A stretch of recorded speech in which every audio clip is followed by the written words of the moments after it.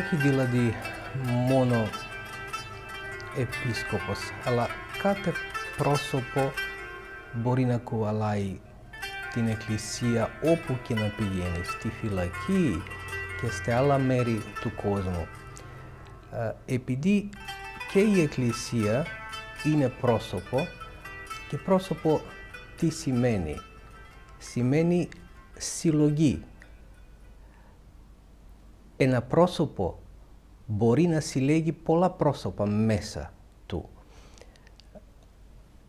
Και τέτοιο πρόσωπο πρώτα είναι ο Χριστός. Και ο ίδιος ο Χριστός είναι η Εκκλησία.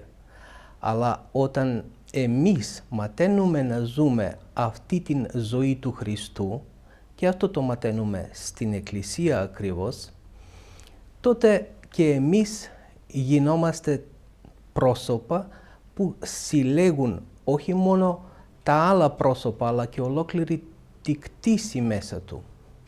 Λόγω αυτό νομίζω ότι κάθε ένας από μας έχει αυτό σαν πλεονέκτημα του προσώπου να κουβαλάει μαζί του ολόκληρη την Εκκλησία. Τουλάχιστον έτσι τον ένιωτα και στην φυλακή, έτσι το ζω και έξω από την φυλακή. Η Εκκλησία είναι πάντοτε μαζί μου, όπου και να πηγαίνω, με όποιον και να συναντηθώ, λόγω ότι εγώ ζω μέσα στην Εκκλησία, αλλά και η Εκκλησία ζει μέσα εμένα. Έτσι το θεωρώ, έτσι το νιώθω, έτσι το ζω. Και νομίζω ότι έτσι είναι σωστό κάθε χριστιανός, όχι μόνο επίσκοπος, να θεωρεί την Εκκλησία. Η Εκκλησία είναι πρόσωπο του Χριστού. Και σαν επίσκοπος και διδακτικό λόγο έχουμε και άλλους να μάθουμε σε αυτή την αλήθεια. Όχι μόνο να την ζούμε, αλλά και να μάθουμε τους άλλους. Αλλά πώς μπορεί κανείς να μάθει τους άλλους πώς να ζουν αν και μόνος του δεν ζει με τέτοιο τρόπο? Πρωτίστως πρέπει εμείς οι επίσκοποι μάλιστα να ζούμε και να μάθουμε να ζούμε την Εκκλησία σαν πρόσωπο. Και όπως το είπα, πάντοτε στο πρόσωπο συλλέγονται και τα άλλα πρόσωπα. Το πρόσωπο είναι κοινωνία. Το πρόσωπο δεν είναι μόνο άτομο, αλλά είναι κοινωνία προσώπων. Λόγω αυτού, αυτή την κοινωνία μπορούμε να την πηγαίνουμε όπου και να πάμε.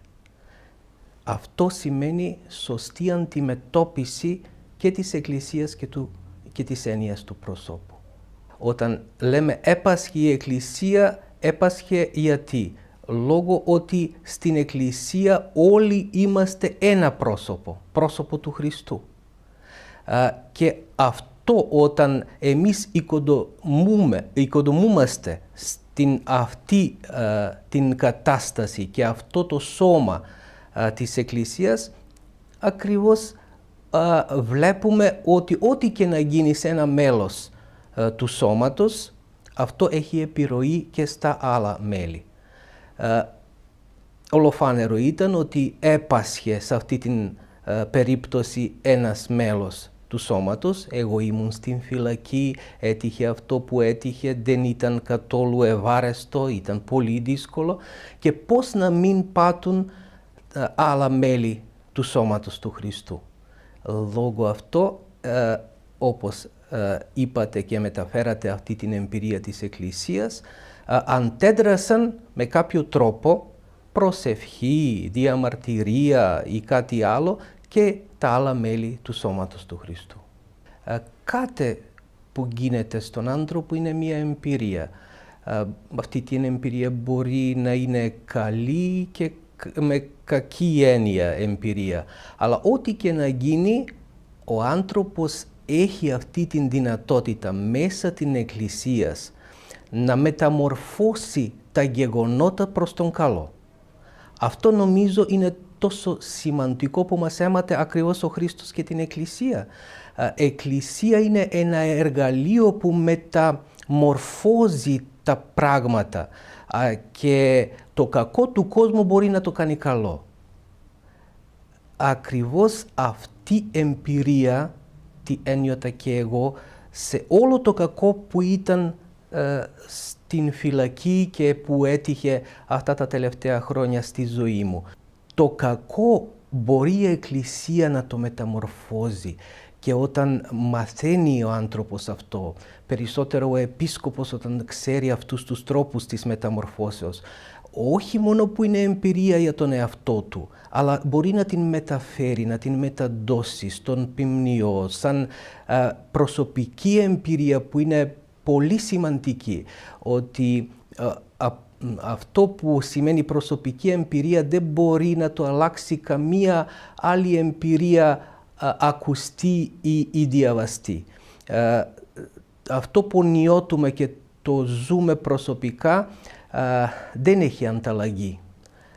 Από την μία δηλαδή, είναι πολύ καλό για μένα προσωπικά που μπόρεσα να ζήσω αυτές τις στιγμές στην ζωή μου. Αλλά το λέω μήπως τώρα όταν ήδη πέρασαν, όταν πια δεν υπάρχει τέτοιο κίνδυνο. Μόνο που και τότε που υπήρχε κάποιο κίνδυνο, εγώ προσπαθούσα πάντοτε να το αντιμετωπίζω με τέτοια πίστη, ότι και το κακό εκείνο που τυχαίνεται είναι προς το καλό.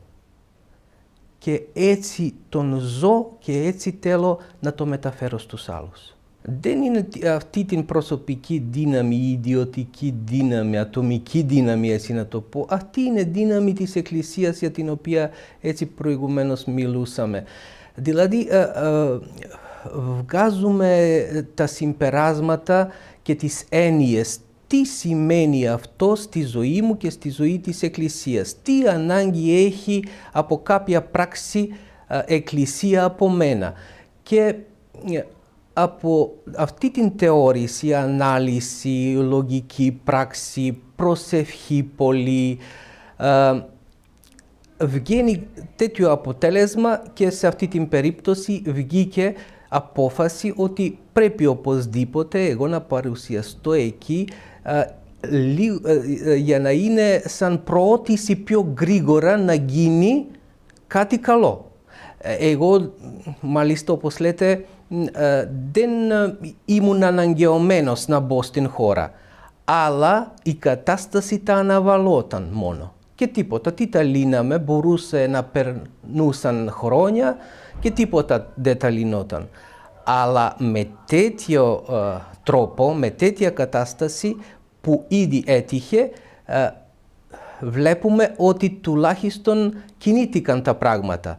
Τώρα το τέλος μάλιστα, πάντοτε το τέλος ευλογεί και την αρχή, το τέλος δεν τον έχουμε δει ακόμα, αλλά πιστεύουμε ότι είναι προς τον καλό.